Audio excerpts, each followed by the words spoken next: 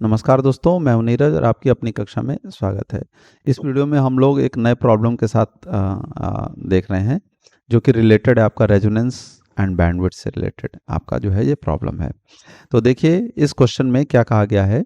सबसे पहले कहा गया है कि in the band if the bandwidth of a resonant circuit is 10 kilo hertz and the lower half frequency, तो आप लिखते भी जाइए क्या कह रहा है।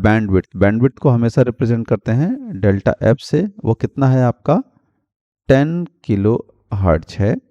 उसके बाद दूसरी चीज कहिएगा लोअर हाफ फ्रीक्वेंसी। तो लोअर हाफ फ्रीक्वेंसी का मतलब हो गया F1।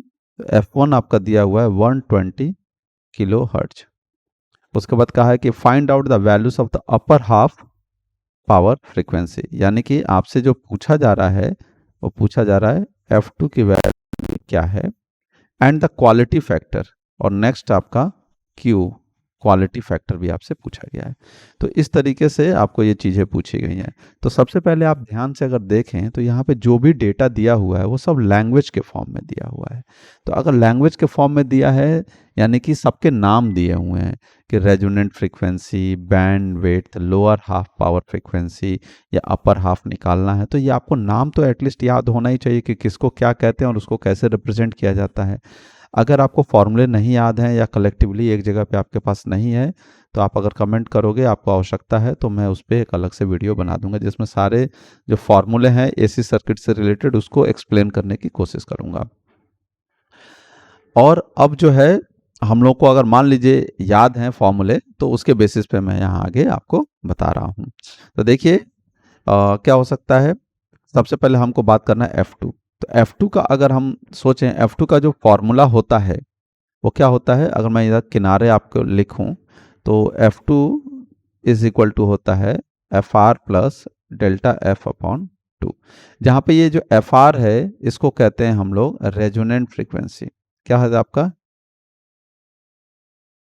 रेजोनेंस फ्रीक्वेंसी, ये है आपका रेजोनेंट फ्रीक्वेंसी। डेल्टा एफ जो है वो आपने अभी यहाँ बात की थी कि वो क्या है, हमारा बैंडविड्थ होता है। तो इसका मतलब है कि अगर हमको F2 चाहिए तो डेल्टा एफ तो दिया हुआ है, कोई दिक्कत नहीं है, लेकिन हमको FR कैलकुलेट करना पड़ेगा। तो इस तरीके से हम सोच सकते हैं कि हाँ ये चीज़ हमको पहले कैलकुलेट करनी पड़ेगी, तब हमको जो है F2 की वैल्यू मिलेगी। तो हम सबसे पहले FR की बात सोचेंगे कहाँ से निकलेगा। तो FR की वैल्यू निकालने के लिए आप देखिए तो एक डेटा और दिया हुआ है, F1 दिया हुआ है। तो एक फॉर्मूला हम लोग को और पता है, F1 इज इक्वल टू होता है आपका FR minus delta F upon 2। तो यहां से हम क्या निकाल सकते हैं, FR की वैल्यू कैलकुलेट कर सकते हैं। तो FR की वैल्यू क्या हो जाएगी, आप देखिए तो FR इज इक्वल टू हो जाएगा F1 plus delta F upon 2।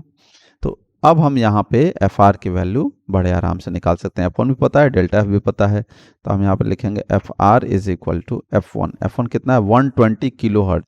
तो ध्यान देना 120 into 10⁻³ plus delta F upon 2, kilo में है ना तो इसको जरूर हर्ट्ज में जरूर चेंज करिएगा। यहाँ पे देखिए डेल्टा F भी आपका किलो में है तो इसको भी आप करेंगे 10 इंटू 10⁻³ अपॉन 2। अब इसको सॉल्व करेंगे तो आपको जो भी रिजल्ट आएगा वो आपको किस में आएगा, हर्ट्ज में आएगा। आप उसको किलो में लिखना चाहते हैं तो किलो में भी लिख सकते हैं। किलो में लिखने के लिए आपको क्या करना पड़ेगा, उस 1000 से डिवाइड कर दीजिए। तो देखिए क्या आता है रिजल्ट। तो देखिए ये वैल्यू आ रही है 125,000, इतनी लंबी वैल्यू आ रही है। तो आप इसको थोड़ा हर्ट्ज में है तो इसको आप शॉर्ट में अगर लिखना चाहते हैं तो क्या लिख सकते हैं 125 किलो हर्ट्ज। तो ये लिखने का थोड़ा फायदा हो गया किलो में। तो ये हमको मिल गया FR। अब हमको क्या निकालना है, F2 निकालना है। और F2 निकालना है तो हम क्या करेंगे, अब F2 का फॉर्मूला हमको पता है। तो F2 इज इक्वल टू क्या हो जाएगा, F2 इज इक्वल टू होगा आपका FR plus delta F upon 2। तो डेल्टा F अपॉन 2 आ गया, हमको ये पता है, डेल्टा F भी पता है, FR हमने निकाल लिया है। तो अब रखेंगे 125, मैंने किलो में नहीं रखा है, यहाँ पे लिखा हुआ है किलो में हमने नहीं रखा है, यह हर्ट्ज में ही रखा है, प्लस डेल्टा एफ आपका इंटू 10⁻³ हो जाएगा अपॉन 2।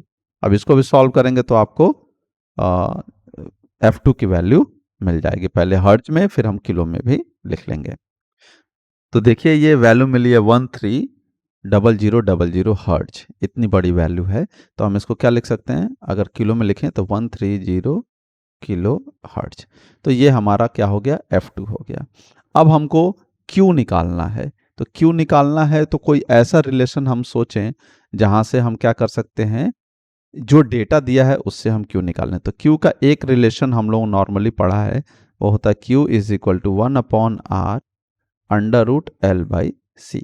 ये एक फॉर्मूला होता है, लेकिन अब ना ही यहाँ R दिया है, ना ही L दिया है, ना ही C दिया है।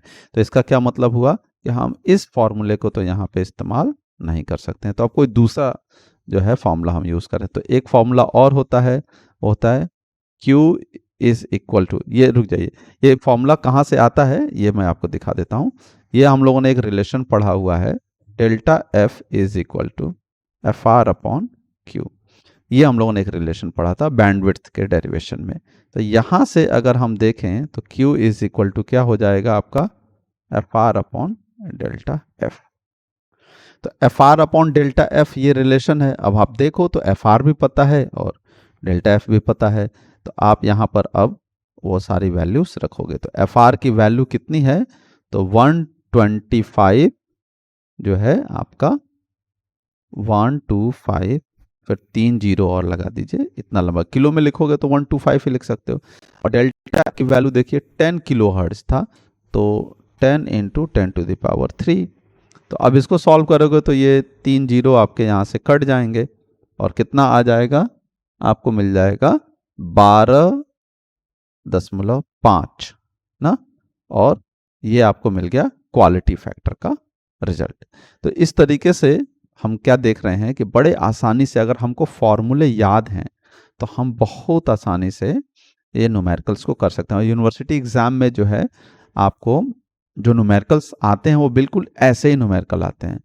अगर आप लोगों को लगता है कि वो न्यूमेरिकल्स भी जो यूनिवर्सिटी एग्जाम में इस यूनिट से रिलेटेड पूछे जाते हैं, एसी सर्किट से, उसके लिए आपको वीडियो चाहिए तो आप बताइएगा, मैं आपको कमेंट सेक्शन में आप बताइए, वो भी मैं आपको करके दे दूंगा, जिससे कि आप बड़े आसानी से क्या कर सकते हो कि वो वीडियो को देख के आप ये समझ सकते हो कि किस तरीके के क्वेश्चंस आते हैं और हमें किस तरीके से वहाँ यूनिवर्सिटी एग्जाम में सॉल्व भी करना होगा। तो आशा करते हैं कि आपको वीडियो पसंद आई होगी। अगर वीडियो पसंद आई है तो अपने दोस्तों के साथ शेयर करें और चैनल पे नए हैं तो चैनल को सब्सक्राइब कर लें।